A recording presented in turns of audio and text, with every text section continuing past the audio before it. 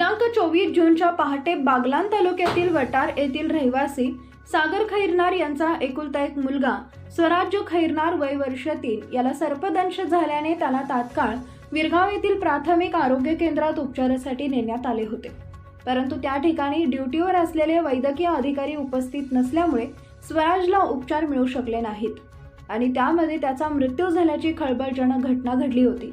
म्हणून खैरनार कुटुंबियांनी दोषी वैद्यकीय अधिकाऱ्यांवर कडक कारवाईची मागणी केली होती.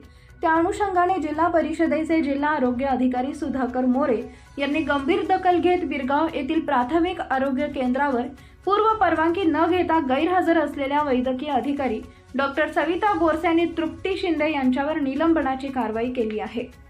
स्वराजच्या मृत्यूला कारणीभूत असणाऱ्या डॉक्टरांवर ही कारवाई झाल्याने विरगाव परिसरातील नागरिकांनी प्रशासनाचे आभार मानत समाधान व्यक्त केलंय. या कारवाई संदर्भात स्वराज्यचे काका